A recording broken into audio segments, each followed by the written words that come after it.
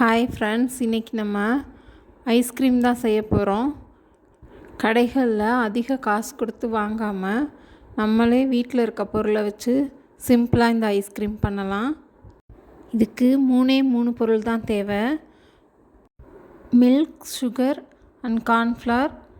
தேவைப்பட்டால் ஏதாவது ஒரு எசன்ஸ் கண்டிப்பாக சேர்க்கணுன்னு இல்லை, நம்ம விருப்பம்தான். எசன்ஸுக்கு பதிலாக ஏலக்காய் தூள் கூட சேர்த்துக்கலாம். வாங்க ஐஸ்கிரீம் எப்படி செய்கிறதுன்னு பார்ப்போம். அதுக்கு அடுப்பில் ஒரு கடாய் வச்சுக்கோங்க. அதில் 250 ml மில்க் சேர்த்துக்கோங்க.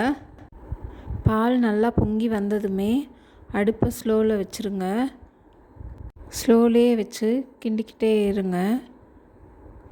பால் நல்லா ஆடக்கட்டி வரும், அதையும் நல்லா கிளறி விட்டுக்கோங்க. பால் ஓரளவு சுண்ட ஆரம்பிச்சிரும். அதுக்கப்புறமா அதில் 85 ml சுகர் சேர்த்துக்கோங்க. சேர்த்து நல்லா கிளறி விட்டுக்கிட்டே இருங்க. அதுக்கிடையிலே நம்ம இன்னொரு வேலையை செய்யணும்.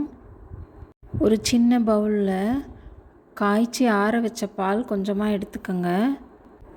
அதில் ஒரே ஒரு மூடி பைனாப்பிள் எசன்ஸ் சேர்த்துருக்கேன். உங்களுக்கு வெண்ணிலா எசன்ஸ் பிடிக்கும்னா அது கூட சேர்த்துக்கலாம். ஒரு டீஸ்பூன் கார்ன்ஃப்ளவர் மாவு சேர்த்துருக்கேன், அதை வீடியோவில் காட்டலை. பால், கார்ன்ஃப்ளவர், எசன்ஸ் மூணையும் சேர்த்து நல்லா மிக்ஸ் பண்ணி விட்டுக்கோங்க. உங்களுக்கு எசன்ஸ் பிடிக்கலைன்னா ஏலக்காய் தூள் சேர்த்துக்கோங்க. சேர்த்து மிக்ஸ் பண்ணிக்கோங்க. கட்டிகள் இல்லாமல் நல்லா கரைச்சி விட்டுக்கோங்க. அதை நம்ம அடுப்பில் வச்சுருக்க அந்த பாலோடு சேர்த்துருங்க. சேர்த்து நல்லா கிளறி விட்டுக்கோங்க. கார்ன்ஃப்ளவர் சேர்க்கவுமே அந்த பால் திக்காக ஆரம்பிக்கும். அதுக்கப்புறம் கட்டி விழ வாய்ப்பு இருக்குது. நல்லா கிளறிக்கிட்டே இருங்க. அடுப்பை மீடியம் ஃப்ளேம்லேயோ லோ ஃப்ளேம்லேயோ வச்சுக்கோங்க. இது செய்கிறதுக்கு அதிக நேரம்லாம் எடுத்துக்காது, நமக்கு ரொம்ப வேலையும் கிடையாது. ரொம்ப சீக்கிரமாகவே பால் திக்காக ஆரம்பிக்குது பாருங்கள். அதிக நேரம் கிண்ட வேண்டிய அவசியம் இல்லை. நான் இந்த ஐஸ்கிரீமை ஃபஸ்ட் டைம் தான் ட்ரை பண்ணுறேன். அதனால தான் ரொம்ப கம்மியான அளவில் பால் எடுத்திருக்கேன். நீங்களும் ஃபஸ்ட் டைம் ட்ரை பண்ணுறீங்கன்னா கொஞ்சமாக செஞ்சு பாருங்கள். ஆனால் ஃபஸ்ட் டைம் செஞ்ச மாதிரியே இல்லை, ரொம்பவே நல்லா இருந்தது. உங்கள் கிட்ட நட்ஸ் இருந்தால் பாதாம், பிஸ்தா எதுனாலும் இதில் பொடியாக கட் பண்ணி அதில் சேர்த்துக்கலாம். ரொம்பவே நல்லாயிருக்கும். அவ்வளோதாங்க, பால் நல்லா திக்காக ஆரம்பிச்சிருச்சு, கெட்டியாகவே ஆயிடுச்சு.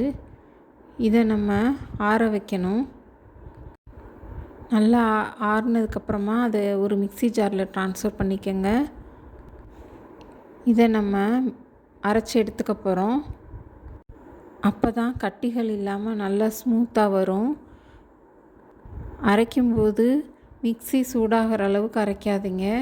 நான் கொஞ்சம் அதிகமாகவே அரைச்சிட்டேன். நம்ம ஐஸ்கிரீம் செய்கிறதுக்கு டைம் கம்மியாக தான் ஆகும், ஆனால் அதை ஃப்ரீசரில் ஒரு 8 மணி நேரம் வைக்கணும்.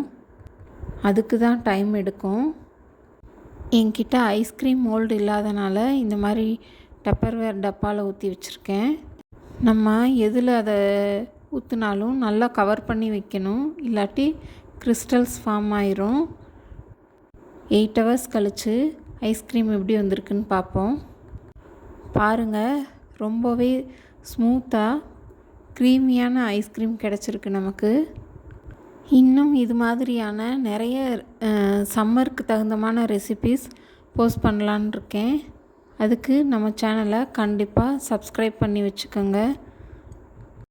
இந்த வீடியோ பிடிச்சிருந்துச்சுன்னா லைக் பண்ணுங்கள், ஷேர் பண்ணுங்கள், கமெண்ட் பண்ண மறந்துடாதீங்க. தேங்க்யூ.